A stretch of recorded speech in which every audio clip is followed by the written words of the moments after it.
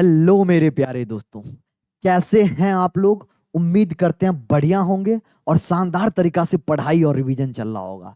मैं शशि स्वागत करता हूं अपने इस अमेजिंग प्लेटफॉर्म जीत शशि के अंदर। आज का वीडियो में मैं आप लोगों के लिए एक बहुत इंपॉर्टेंट इंफॉर्मेशन शेयर करने वाला हूं।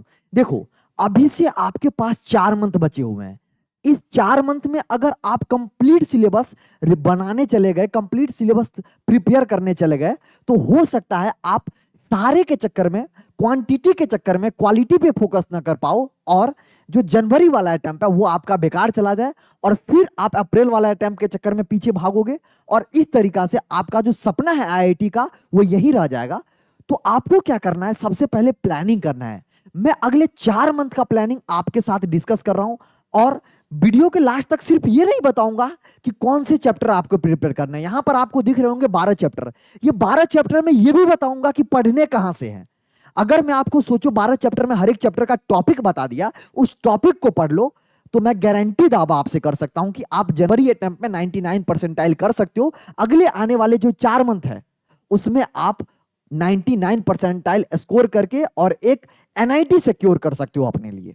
तो सबसे पहले जनवरी अटेम्प्ट में आपका यह फोकस होना चाहिए कि मुझे एक अच्छी एनआईटी कम से कम मिल जाए कि भैया अगले 4 महीना मेरे लिए माइंड फ्री करके मैं पूरे आईआईटी के लिए डेडिकेशन के साथ पढ़ाई करूंगा। तो वीडियो स्टार्ट करें उससे पहले आपसे रिक्वेस्ट है, अगर चैनल पे नए आए हैं, वीडियो पसंद लगे तो वीडियो को जरूर लाइक करना और चैनल पे नए हैं तो सब्सक्राइब कर लीजिए, क्योंकि ऐसे अमेजिंग कंटेंट आपको रेगुलर इसी चैनल पे मिलते रहेंगे। तो स्टार्ट करें, जिसमें मैं 12 चैप्टर बताऊंगा। 12 चैप्टर बताने से पहले मैं कुछ इंपॉर्टेंट बातें आपसे शेयर करने वाला हूं।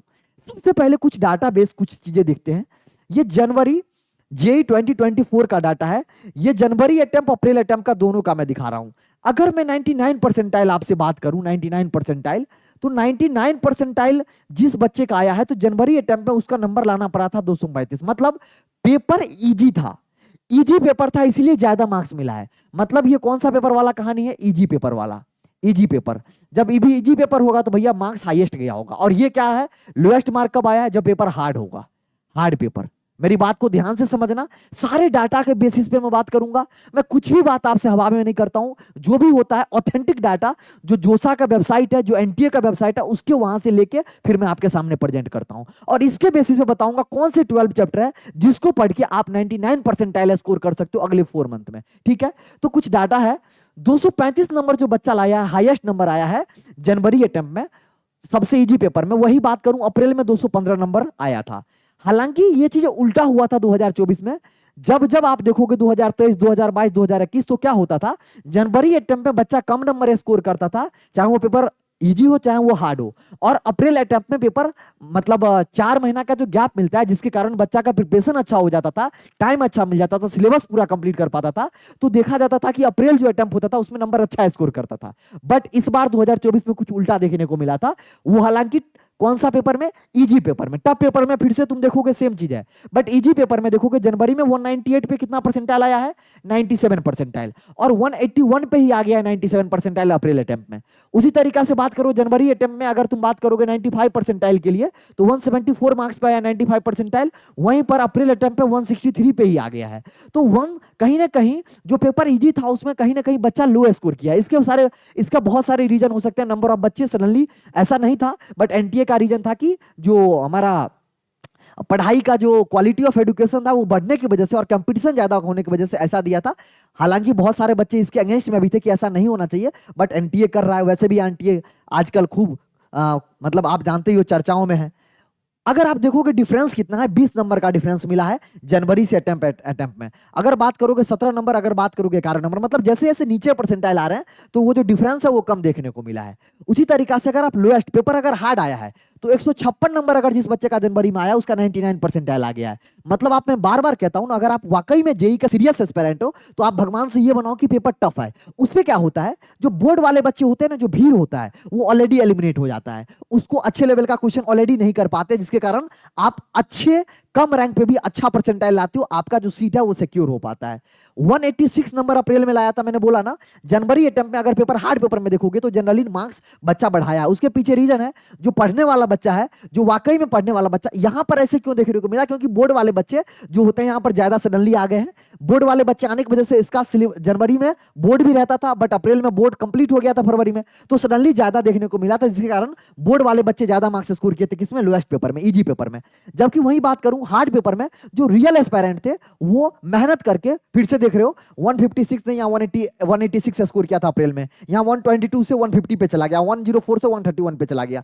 मार्क्स देखोगे तो 30 मार्क्स भैया इंक्रीज किया है, यहां पर 28 मार्क्स इंक्रीज किया है, 27 मार्क्स इंक्रीज किया है, तो अच्छा खासा मार्क्स इंक्रीज कर लेता। उसके पीछे मैंने रीजन बताए, आपको टाइम मिल जाते हैं, एक्स्ट्रा टाइम, आपका बोर्ड का प्रेशर नहीं होता है, आपके पास जो रिवीजन का टाइम होता है वो भी बढ़ जाता है, जिस कारण क्वेश्चन अच्छे से प्रैक्टिस आप कर पाते हो। तो ये डाटा है। वहीं आप जनवरी 2023 में देखोगे तो आप देखोगे सेम पैटर्न यहां पर देखने को मिलेगा।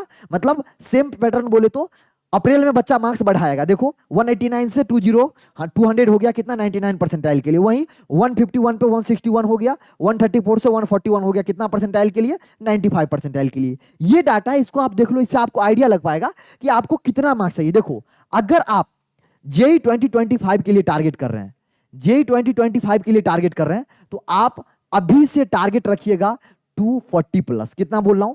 240 प्लस। आपको अगर टॉप एनआईटी में सीएस चाहिए तो 240 प्लस ये मार्क्स आएगा, तभी आपको टॉप एनआईटी में सीएस मिल पाएगा। कैसे सर बोलना है? जैसे चलो कुछ और बात बताते हैं।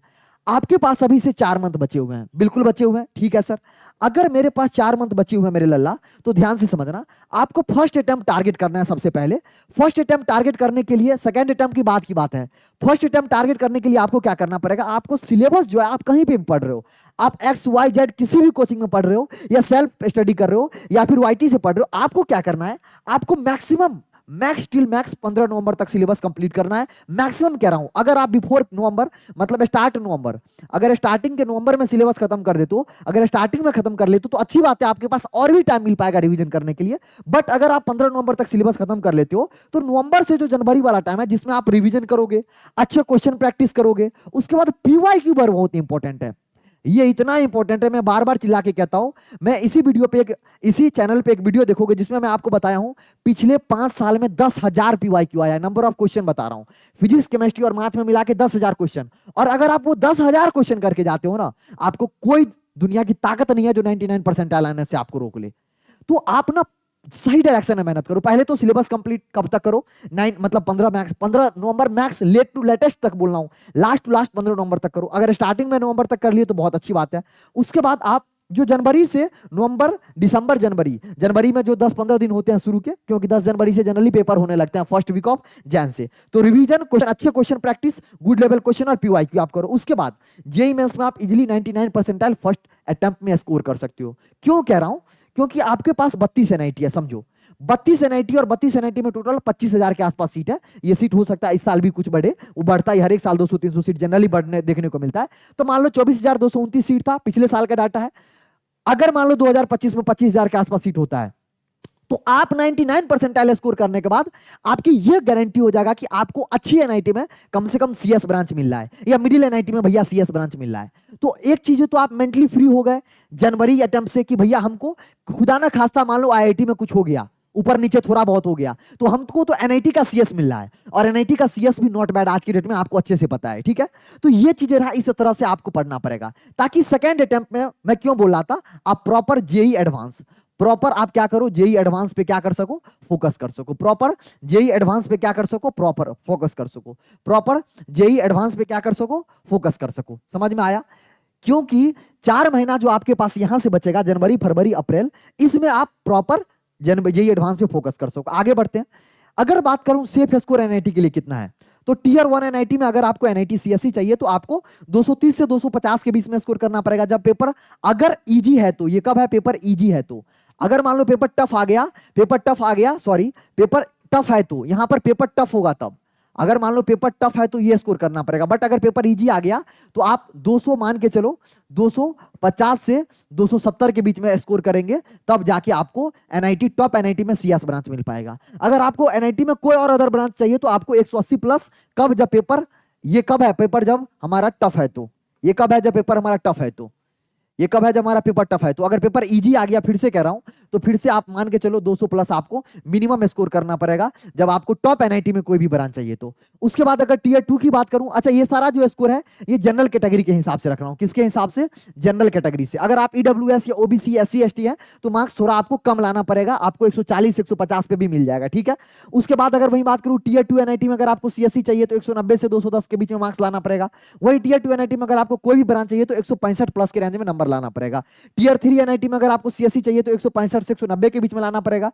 टीयर 3 एनआईटी में अगर आपको कोई भी ब्रांच चाहिए तो आपको 130 प्लस लाना पड़ेगा। अगर इस नंबर को लाना है आपको सर 250 लाना है तो उसके लिए कैसे स्कोर करोगे?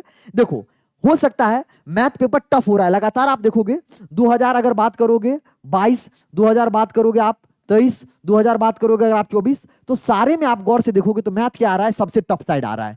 मैथ सबसे टफ साइड आ रहा है। तो देखो मैथ में 60 प्लस 35 प्लस 40 प्लस 35 प्लस लिख रहा हूं। कितना परसेंटाइल के लिए? 99 के लिए, 95 के लिए, 93 के लिए, 90 के लिए। देखो 90 परसेंटाइल तक अगर तुम लोअर कैटेगरी से बिलोंग करते हो, मान लो एससी एसटी या ओबीसी से बिलोंग करते हो, तो चांसेज होता है। हालांकि आपको अगर एनआईटी चाहिए तो आप 95 99 परसेंटाइल ही टारगेट करना। हाँ, ये दोनों कैटेगरी किसके लिए? एससी एसटी वाले बच्चे के लिए भी मिल जाते हैं, इसीलिए मैंने ये दिया है आपको आइडिया। आप कैसे टारगेट कर सकते हो? देखो 90 60 9 6 15 150 और 150 प्लस 50 यहां कितना हो गया? 200 235, मतलब यहां पर अप्रॉक्स 240 के रेंज में देखो ये नंबर आ रहा है। 240 जो मैंने बोला था 250 से 240 के बीच में अगर आपको टॉप एनआईटी में सीएससी चाहिए तो इस लेवल पे आपको स्कोर करना पड़ेगा। मैथ में थोड़ा कम हो सकता है, किसी बच्चे का फिजिक्स ज्यादा अच्छा हो तो वो फिजिक्स में 90 प्लस स्कोर करेगा। हो सकता है इसका थोड़ा केमिस्ट्री वीक हो तो केमिस्ट्री में वो 85 प्लस स्कोर करेगा, 80 प्लस स्कोर करेगा। तो वो आपको देखना पड़ेगा कि मेरा कौन सब्जेक्ट एक ज्यादा स्ट्रॉन्ग है एक वीक है। अच्छा, बहुत सारे बच्चा बोलेगा सर मेरा मैथ कमजोर है, मेरा ये, मैं जैसे तुमको बताता हूं। अब मैं तुमको क्या बताने जा रहा हूं, 12 चैप्टर है, 12 चैप्टर से 90% क्वेश्चन आते हैं। ध्यान से समझना, ये 12 ही चैप्टर है जिसे हमारा कितना क्वेश्चन परसेंट आता है? 90% क्वेश्चन आता है। सर ये क्या बात कर रहे हैं? मैं बिल्कुल डाटा के साथ बताने वाला हूं ना, ध्यान से समझो। मान लो एक बच्चा है खुशबू, एक लड़की है खुशबू है, एक स्टूडेंट खुशबू है, दूसरा क्या है? मनीष है, तीसरा कौन है? प्लूटो है, चौथा कौन है? कोमल है। मान लो कोमल का, और ये देखो ये क्या है? ये मैथ में नंबर है, ये फिजिक्स में नंबर है, ये केमिस्ट्री में नंबर है। खुशबू का क्या था? मैथ भी जितना अच्छा था, फिजिक्स में बहुत, खुशबू बहुत ऐसे स्टूडेंट थी, जनरली ऐसे स्टूडेंट कम देखने को मिलते हैं जिसके फिजिक्स केमिस्ट्री मैथ तीनों सब्जेक्ट इक्वली, मतलब उसके लिए क्या थे? इंपॉर्टेंस थे, और तीनों पे वो फोकस करते हुए तीनों उसका जो कॉन्फिडेंस था, तीनों में इक्वली कॉन्फिडेंस था। मार्क्स जो स्कोर करती है तीनों हमेशा इक्वली स्कोर करती है। तो इसने मान लो कितना, इसको 100 परसेंटाइल स्कोर करने के लिए टारगेट कर रही थी, इसने इसमें भी स्कोर किया कितना? 33.3। इसने इसमें स्कोर किया कितना भैया? 33.3। समझो समझो मैं क्या बताना चाह रहा हूं। इसमें मान लो इसने 33.3 स्कोर किया, इसमें भी 33.3 स्कोर किया, इसमें भी 33.3 स्कोर किया। अब एक बच्चा मनीष है, वो क्या किया? इसमें थोड़ा कम स्कोर किया, इसमें 30 स्कोर किया, और इसमें कितना कर दिया? इसमें 45 स्कोर कर लिया, और इसमें कितना कर दिया? 30 45 कितना हो गया? 75, और यहां पर कर लिया ये 25। समझ गए? तो आपको 100 मार्क्स में, मतलब जेई मेन में समझो क्या चीज का गेम होता है। हो सकता है कोमल क्या करे, एक में ज्यादा स्कोर कर ले, दूसरे में कम। जैसे मैं अपना एग्जांपल बताता हूं, मेरे जो मतलब जनवरी में, मतलब टोटल नंबर थे 2019 में, 2019 में, वो थे टोटल 215। 215 में मेरे जो केमिस्ट्री में थे 98 थे, केमिस्ट्री में 98 थे, और सबसे ज्यादा मैक्सिमम थे केमिस्ट्री में। उसके बाद अगर मैं बात करूं फिजिक्स में, तो फिजिक्स में मेरे वही 60 के रेंज में थे, 60 के रेंज में थे। बचे हुए जो नंबर थे वो आप ऐड कर लो, कितना हो रहा है? 100 160 160। और अगर आप बात करोगे जो 40 45 जो भी है, मतलब जो भी हमारा 40 45 के रेंज में है, वो जो नंबर थे वो मेरे किस में आए थे? मैथ में आए थे, तो मेरे इस रेंज में आए थे। अब आपको मैटर नहीं करता है कि आपको एक सब्जेक्ट में कितना नंबर आया, क्योंकि देखो जेई एडवांस एक अलग गेम है, वहां पर सब्जेक्ट वाइज मैटर भी मार्क्स करता है, बट जेई मेंस में आप ओवरऑल कितना मार्क्स ला रहे हो, ये टोटल मैटर ऑफ डिस्कशन है। समझ में आया? समझ में आया? तो ये वाली बात थी कि अगर आप एक सब्जेक्ट में, तीनों सब्जेक्ट में इक्वल, मतलब इक्वल नंबर ऑफ स्कोर कर रहे हो तो भी बढ़िया है। एक सब्जेक्ट में ज्यादा स्कोर कर लो, दूसरे में कम कर लो, आपका कौन सब्जेक्ट स्ट्रॉन्ग है आप उस पर फोकस करके मैक्सिमाइज कर सकते हो नंबर। तो मैं ये डाटा इसीलिए दिखाना चाह रहा हूं कि हो सकता है एक स्टूडेंट का बहुत तीनों सब्जेक्ट इक्वल हो, एक सब्जेक्ट का किसी का मैथ स्ट्रॉन्ग हो, किसी का फिजिक्स स्ट्रॉन्ग हो, किसी का केमिस्ट्री स्ट्रॉन्ग हो, तो इस हिसाब से आप देख सकते हो एक बच्चा स्कोर करता है, वो मैंने आपको डाटा के हिसाब से आपको दिखा दिया कि इस हिसाब से आप जनवरी महीने में टारगेट कर सकते हो। अब बात आई कि सर आप वो बताइए कि वो 12 चैप्टर कौन सा है। मैं स्टार्ट करता हूं केमिस्ट्री से। सबसे पहले फिजिकल केमिस्ट्री में, फिजिकल केमिस्ट्री में अगर बात करूं केमिकल थर्मोडायनेमिक्स से 8 से 10 मार्क्स देखने को मिलते हैं। केमिकल थर्मोडायनेमिक्स में 8 से 10 मार्क्स देखने को मिलते हैं, जिसमें से इंपॉर्टेंट चैप्टर कौन कौन सा बोलूं? चैप्टर के अंदर टॉपिक कौन कौन सा पढ़ना है? Law of thermodynamics, enthalpy, entropy, गिव्स फ्री एनर्जी, स्पॉन्टेनिटी वाला condition delta G equal to delta H minus T delta S का जो इक्वेशन होता है बहुत important, delta G equal to delta H minus T delta S, ये जो equation मतलब इक्वेशन होता है इससे हल लगभग 2 साल 3 साल में 2 3 क्वेश्चन 4 क्वेश्चन मतलब शिफ्ट में तुम देखोगे ना 2 से 1 शिफ्ट में जरूर पूछा जाता है क्वेश्चन। उसके बाद इक्विलिब्रियम वाला जो लास्ट में हमारा इक्विलिब्रियम के साथ जो स्पॉन्टेनिटी का रिलेशन होता है वो, ये जो चीज है ये टॉपिक आपको कवर करना पड़ेगा। अगर आप ये चैप्टर में मैं आपको बता रहा हूं ये टॉपिक पढ़ लो तो आपको क्वेश्चन कर लोगे। आप 80% इस बात की गारंटी दे सकता हूं कि जो क्वेश्चंस आते हैं जनरली यहीं से देखने को मिलते हैं। ये बहुत एनालिसिस के बाद आपको बता रहा हूं, ये पिछले 3-4 साल के एनालिसिस के बाद ये टॉपिक मैं आपको बता रहा हूं। उसके बाद वही बात करूं इक्विलिब्रियम, इक्विलिब्रियम में केमिकल और आयनिक दोनों है, उसमें से आप बात करोगे कौन कौन सा टॉपिक से आते हैं, केमिकल इक्विलिब्रियम, आयनिक इक्विलिब्रियम में लिख दिया ताकि दोनों इंपॉर्टेंट है। उसमें अगर बात करूं लीचैट्रियल प्रिंसिपल, लीचैट्रियल प्रिंसिपल से थ्योरिकल बेस भी क्वेश्चन आते हैं, न्यूमेरिकल बेस भी आते हैं। पीएच केस, पीएच के लिए जो different different pH of acidic pH, basic pH, buffer का पीएच कैसे निकालते हैं, बफर सॉल्यूशन जो मैंने आपको बोला। उसके बाद सॉल्युबिलिटी प्रोडक्ट, ये कुछ क्वेश्चन है जिसके टॉपिक है जहां से क्वेश्चन जनरली देखने को मिलते हैं।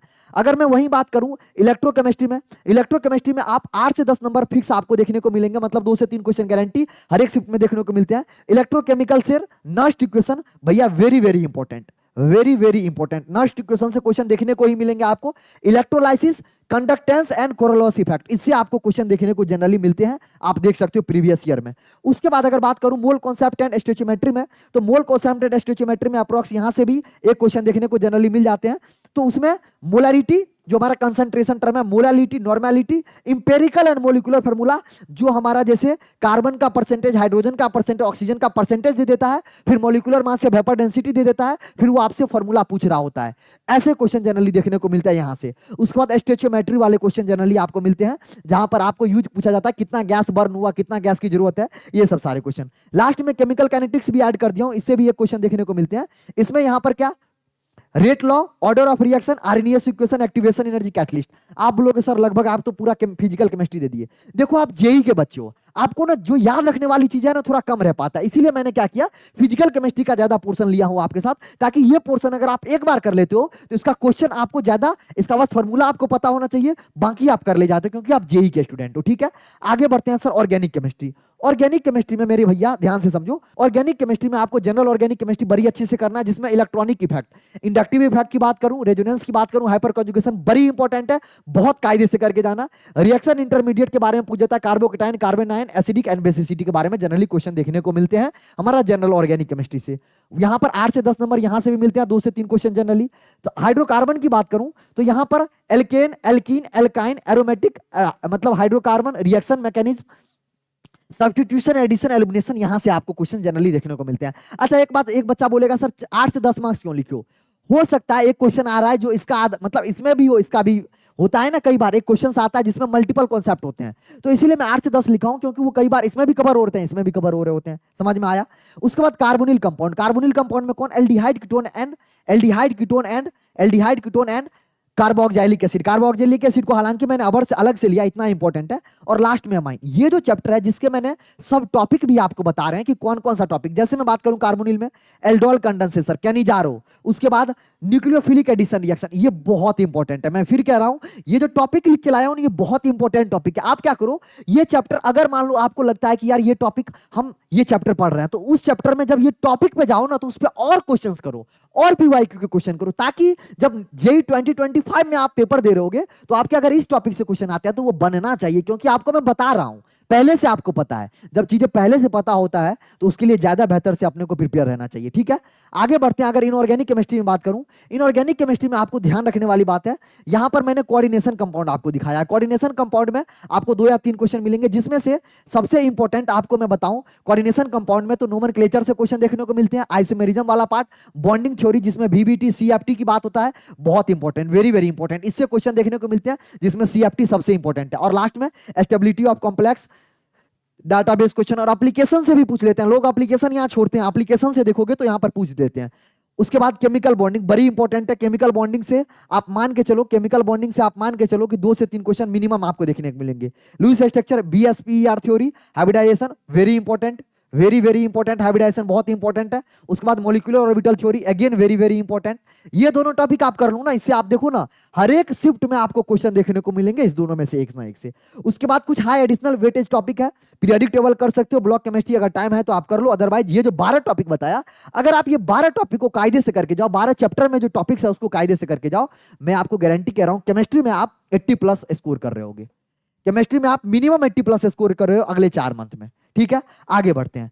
जैसे मैं आगे बात करूंगा, आया फिजिक्स पे बात। फिजिक्स में सबसे पहले आपको मैकेनिक्स में बताता हूं, मैकेनिक्स में कहां से क्वेश्चंस आते हैं। रोटेशनल मोशन, रोटेशनल मोशन में पूरे रोटेशनल मोशन मैंने कह रहा हूं करने के लिए, मैं कह रहा हूं आपको कुछ सर्टेन टॉपिक कर लो, जैसे टॉर्क के बारे में पढ़ लो, मोमेंट ऑफ इनर्शिया के बारे में पढ़ लो, एंगुलर मोमेंटम कंजर्वेशन बारे में पढ़ लो, कंजर्वेशन ऑफ एंगुलर मोमेंटम के बारे में पढ़ लो, उसके बाद रोलिंग मोशन के बारे में पढ़ लो, रोटेशनल काइनेमेटिक्स। अगर ये टॉपिक्स आप करके जाते हो ना, इसके आप क्वेश्चंस लगा लो ना अच्छे से, तो आपको रोटेशनल मोशन में जो क्वेश्चंस आते हैं वो बन जाएंगे। आप रोटेशनल मोशन पे आप 2 महीना 2.5 महीना मत दो, आप क्या करो, जब रोटेशनल मोशन पढ़ रहे हो, ये जो टॉपिक मैं आपको बोल रहा हूं, जब ये टॉपिक आए तो आप इस पे थोड़ा फोकस्ड होकर पढ़ लीजिए। उसके बाद बात करूं laws of motion, laws of motion में 8 से 10 नंबर के क्वेश्चंस मिलते हैं, 2 या 3 क्वेश्चन यहां पे भी देखने को मिलते हैं, जिसमें से न्यूटन्स लॉज ऑफ मोशन पे क्वेश्चंस आ जाते हैं theoretical base. Free body diagram आपको बड़ी इंपॉर्टेंट है। आप अगर आप फिजिक्स के लव, फिजिक्स से प्यार करते हैं तो आपको फ्री बॉडी डायग्राम तो चुटकी में बनाना आना चाहिए। फ्रिक्शन बड़ी इंपॉर्टेंट है। यहाँ पर सर्कुलर मोशन से क्वेश्चन आता है, vertical circular motion, horizontal circular motion. Pulley वाले क्वेश्चन जनरली कम आते हैं, पहले देखने को मिलते थे पुली एंड कांस्टेंट वाले क्वेश्चन। ठीक है, वर्क पावर एनर्जी बड़ी इंपॉर्टेंट चैप्टर, अगेन इससे क्वेश्चन आपको देखने को ही मिलेंगे, बहुत इंपॉर्टेंट चैप्टर है। वर्क एनर्जी थ्योरम, इससे बेस्ट क्वेश्चन आता है, conservation of energy, power, potential energy, और हमारा लास्ट कोलिजन वाले क्वेश्चन से कहते हैं एलिजन, ये इंपॉर्टेंट हो गया। अभी के कंडीशन में देखोगे ये लास्ट में 2-3 साल में कोलिजन से क्वेश्चन आने लगे हैं। वहीं ग्रेविटेशन की बात करूं, हालांकि 1 से 2 क्वेश्चन पूछे जाते हैं, बट इंपॉर्टेंट है क्योंकि पिछले कुछ साल में देखोगे 2-2 क्वेश्चन पूछ रहे हैं, 1-1 क्वेश्चन पूछ रहे हैं। Newton's laws of gravitation, gravitational potential energy, escape velocity, उसके बाद कैपिलर लॉ से हमारा बेस्ट क्वेश्चन आ रहे हैं, सैटेलाइट का भी देख लेना आप। उसके बाद ऑसिलेशन एंड वेव में ये कुछ सर्टेन टॉपिक है जिससे आपको देख के जाना है और इसके क्वेश्चन आते हैं आपको। आगे बढ़ते हैं। जैसे मैं आगे बढ़ूंगा, अगला जो पोर्शन आया वो आया इलेक्ट्रोडायनेमिक्स। इलेक्ट्रोडायनेमिक्स में हम इलेक्ट्रोस्टैटिक भी ले रहे होंगे, करंट इलेक्ट्रिसिटी भी ले रहे हैं, मैग्नेटिज्म भी ले रहे होंगे। ध्यान से समझो, यहां पर अगर सबसे पहला टॉपिक की बात करूं, यहां से अगर मैं सबसे पहले टॉपिक की बात करूं तो यहां पर आपको ध्यान देने वाली बात है, यहां पर कूलॉम लॉ, उसके बाद इलेक्ट्रिक फील्ड, उसके बाद इलेक्ट्रिक पोटेंशियल और कैपेसिटेंस। अगर आप इतना करके जा रहे हो, लास्ट में गॉलॉस, गॉलॉस पे थोड़ा सा कम क्वेश्चन देखने को मिल रहा है इस कुछ करंट ईयर में, पहले इसके क्वेश्चंस बहुत अच्छे अच्छे लेवल के क्वेश्चन आते थे। तो इलेक्ट्रोलाइसिस के अगर ये 4-5 टॉपिक से आप कर लोगे तो आपका क्वेश्चन बहुत ज्यादा प्रोबेबिलिटी है कि जेईई 2025 में आपके क्वेश्चन बन जाएंगे। वहीं बात करूं current electricity, easy chapter, scoring marks 2 से 3 क्वेश्चन जनरली मिलते हैं। सर्किट वाला क्वेश्चन बड़ी इंपॉर्टेंट है, सर्किट बहुत अच्छे से कर लेना। Electrical circuit very very important, इसके क्वेश्चन बहुत आजकल प्यारा हो गया, एनटीए को ये जरूर पूछते हैं। वी टेस्ट ऑन ब्रिज से भी क्वेश्चन देखने को मिलते हैं।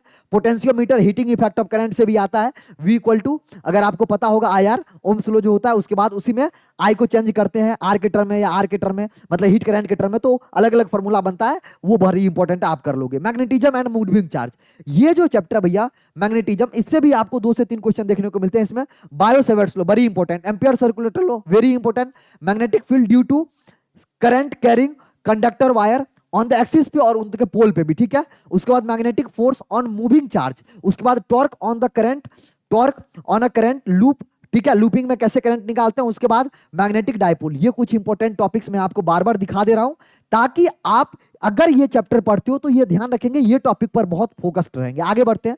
लास्ट में बड़ी important chapter modern physics. Modern physics में मैं बोलूंगा हालांकि पूरे कर लो, लेकिन उसमें से ड्यूअल नेचर में कौन कौन से टॉपिक पढ़ने हैं, एटम एंड न्यूक्लियर में कौन कौन से टॉपिक पढ़ने हैं, वेव ऑप्टिक्स में कौन कौन से टॉपिक पढ़ने हैं, लास्ट वाला मैं वेव ऑप्टिक्स दे रहा हूं।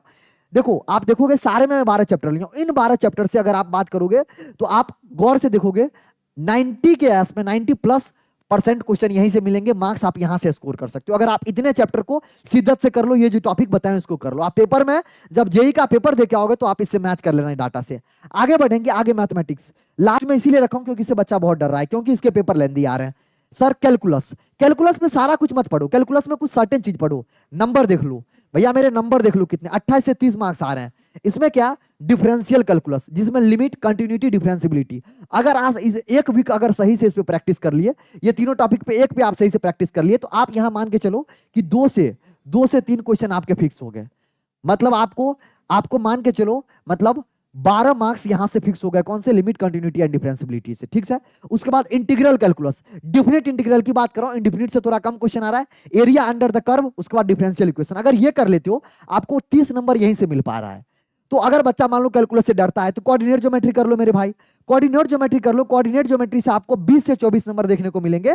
यहां पर क्या स्ट्रेट लाइन कर लो, मतलब हालांकि मैं पूरा ले लिया हूं, सर्कल, पैराबोला, हाइपरबोला, एलिप्स। यहां पर अगर आप 2 वीक दे देते हो, 2 वीक अगर आप कायदे से दे देते हो थ्योरी और क्वेश्चन के साथ, 2 वीक अगर आप कायदे से दे देते हो तो आप आराम से 20 से 24 मार्क्स स्कोर कर सकते हो। लेकिन उसके लिए नंबर ऑफ क्वेश्चन आपको प्रैक्टिस करना पड़ेगा। अलजेब्रा, तीसरा मैं बात कर रहा हूं अलजेब्रा। अलजेब्रा से आपको 20 से 24 नंबर देखने को मिलते हैं। अलजेब्रा में जनरली कॉम्प्लेक्स नंबर की और क्वाड्रेटिक इक्वेशन और सीक्वेंस सीरीज, ये 2 चैप्टर है। इस पर भी आप अगले 2 वीक दे दो, अगले 2 वीक दे दो, तो आप इन चैप्टर को कवर करके आप आराम से 20 से 24 नंबर क्वेश्चन प्रैक्टिस के साथ स्कोर कर सकते हो। वेक्टर एंड 3D, अगर आप देखो ना 3 से 4 चैप्टर ही कर रहे हो तो आपको 60 से 70 नंबर के बीच में जा रहा है। 30 अगर मैं इसको बात करूं, 30 और ये कितना हो गया 20 में 40, 30 40 70 और 70 तुम देख रहे हो, मतलब 70 के रेंज में, 80 के रेंज में यही 3-4 चैप्टर से क्वेश्चन देखने को मिल रहा है। हालांकि मैंने कुछ और चैप्टर आगे ऐड किए हैं। प्रोबेबिलिटी से आपको 2 से 3 क्वेश्चन देखने को मिलते हैं। किसमें कौन कौन सा टॉपिक है, कंडीशनल प्रोबेबिलिटी पढ़ लीजिए, बेल्स थ्योरम पढ़ लीजिए, रैंडम वेरिएबल पढ़ लीजिए, प्रोबेबिलिटी डिस्ट्रीब्यूशन पढ़ लीजिए। आपको क्वेश्चन जनरली प्रोबेबिलिटी से बन जाएंगे, इससे बाहर नहीं आते हैं टॉपिक, आप देख लोगे। ट्रिग्नोमेट्री में बात करूं तो ट्रिग्नोमेट्री में 8 से 10 मार्क्स जनरली आते हैं, जिसके टॉपिक क्या क्या होते हैं, ट्रिग्नोमेट्री रेशियो आते हैं, आइडेंटिटीज आते हैं, इक्वेशन से आते हैं, हाइट एंड डिस्टेंस होते हैं। जनरली इसके क्वेश्चंस बहुत कम पूछे जाते हैं, बट इनवर्स ट्रिग्नोमेट्री बड़ी प्यार आ गया है, ये इंपॉर्टेंट है। मैथमेटिकल रीजनिंग इजी चैप्टर, एक क्वेश्चन पक्का आएगा। तो आप मैथमेटिकल रीजनिंग में क्या करना है, लॉजिकल ऑपरेशन आपको आना चाहिए, और एक बार लॉजिकल ऑपरेशन आ गया तो आप क्वेश्चन कर ले जाते हो। सेट एंड रिलेशन बता दिया, सेट एंड रिलेशन में ये कुछ इंपॉर्टेंट टॉपिक है, आप देख लो और इसको करके चले जाना। उसके बाद limit, continuity and differentiability already covered, already क्या है, कवर्ड है। इसको मैंने कवर कर रखा है, कहां पे कवर्ड कर रखा है, कहां पे बता रखा ना, अभी कैलकुलस वाले सेक्शन में ऑलरेडी ले रखा है। मैट्रिक्स एंड डिटरमिनेंट्स कर लो, अगला 2 क्वेश्चन आता है। Integral calculus, permutation and combination important है, इससे भी 2 क्वेश्चन देखने को मिलते हैं। जो ये मैं बता रहा हूं ना, ये जो 12 चैप्टर बताया हूं सब्जेक्ट वाइज, अगर आप 12 या 36 होते हैं, 36 चैप्टर, इसमें से आप 30 चैप्टर कायदे से करके चले जाओ, हाई वेटेज चैप्टर जो ऊपर के हैं, मैं आपको गारंटी कह रहा हूं, आप ये नहीं कह रहा हूं कि आप टॉप एनआईटी में आप चले जाओगे, लेकिन इतना गारंटी दे रहा हूं कि जो हमारा एनआईटी सूरतकल हो गया, एनआईटी राउरकेला हो गया, एनआईटी हमारा कुरुक्षेत्र हो गया, एनआईटी कालीकट हो गया, इसमें आपको मिडिल ब्रांच मिलने की गारंटी हो सकता है अगर आप ये 30 चैप्टर अगले बचे हुए जो 4 महीना इसमें करके चले जाते हो तो। और करना बहुत आसान है। अभी अगर आप अभी तक ये चैप्टर कंप्लीट नहीं है, आप क्या करो, वाईटी से जहां पर कंप्लीट सिलेबस कंप्लीट है, जैसे मैथ के लिए मैथनगो है, बहुत अच्छा चैनल है, वहां से कर सकते हो। एक मोहित त्यागी का चैनल है, वहां पर पूरा कंटेंट प्लेलिस्ट के फॉर्म में बहुत अच्छे से डाला हुआ है, तो वहां कैसे कर सकते हो, मतलब जहां पे पूरा कंटेंट ऑलरेडी डाला हुआ है, प्रॉपर देखिए, क्वेश्चंस लगाइए और प्रैक्टिस कीजिए। क्वेश्चन मॉक टेस्ट देना स्टार्ट कर दीजिए। मॉक टेस्ट जब तक नहीं दोगे तब तक आपको पता ही नहीं चलेगा कि आप कितना नंबर स्कोर कर पा रहे हैं। और एक बार अगर मॉक टेस्ट देना स्टार्ट कर दिया, आपको टारगेट में दे दिया हूं कि आपको कितना नंबर स्कोर करना है, ताकि आपको 99 परसेंटाइल आ जाए, या फिर 97 आ जाए, या फिर 95 आ जाए, मतलब आप जो भी परसेंटाइल टारगेट कर रहे हो वो मैं आपको डाल दूंगा। आप और एक्यूरेट वीडियो जानना रहे हो कि कौन सा रैंक पे कितना परसेंटाइल है, तो इस वीडियो के डिस्क्रिप्शन में मैं डाल दूंगा अभी लिंक, वहां पे आप जाके देख सकते हो। उम्मीद करते हैं ये वीडियो आपको हेल्प किया होगा, आपको आइडिया लगा होगा कि कौन से चैप्टर से कहां से हमको जनरली क्वेश्चन देखने को मिलते हैं, और आप अपना प्रैक्टिस इसी अकॉर्डिंग, इसी स्ट्रेटेजी के अकॉर्डिंग आगे बढ़ते रहिए, करते रहिए। कोई भी डाउट आता है मेरे से टेलीग्राम, मेरे से इंस्टाग्राम पे आप पूछ सकते हैं। अगर आपको ये वीडियो अच्छा लगा तो अपने दोस्तों के साथ, जो भी आपके दोस्त जेईई मेन का तैयारी कर रहे हैं या फिर आने वाले दिनों में सोच रहे हैं कि करेंगे, जो 11th में है या 12th में है, जो भी ड्रॉपर के स्टूडेंट है, सबों के साथ शेयर कीजिए, ताकि वो सही डायरेक्शन में प्रिपरेशन कर सके, एक्यूरेट टॉपिक पे कवर कर सके, एक्यूरेट चैप्टर को पकड़ सके, ताकि अपना लिमिटेड टाइम में मैक्सिमाइज मार्क्स कर सके। Thank you for watching the video अगर अच्छा लगा तो चैनल को सब्सक्राइब कर लीजिए और वीडियो को जरूर शेयर कीजिए, ताकि टाइम टू टाइम आपको इसी चैनल पे ऐसे अमेजिंग कंटेंट आए। तो उसके लिए चैनल के जो नोटिफिकेशन वाला बेल बटन है उसको भी क्लिक करके रखिएगा। Thank you for watching the video. मिलते हैं अगले लेक्चर में अगले अपडेट के साथ, तब तक के लिए बाय बाय। अगर हाँ आपको केमिस्ट्री का लेक्चर भी देखना है तो आप एक ओल्ड स्कूल चैनल है जिसका डिस्क्रिप्शन में और अबाउट सेक्शन में मिल जाएगा, इसी YouTube वीडियो के अवार्ड सेक्शन में जाओगे तो उस दूसरा जो वीडियो YT वीडियो है, YT जो हमारा चैनल है, उसका लिंक मिल जाएगा। वहां पे मैं खुद केमिस्ट्री आपको जेईई मेन लेवल से अच्छा लेवल का करा रहा हूं, तो वहां से आप कवर कर सकते हो। तो करते रहिए, पढ़ते रहिए, कोई भी दिक्कत होता है तो मैसेज करते रहिए। Thank you, have a nice day, bye bye.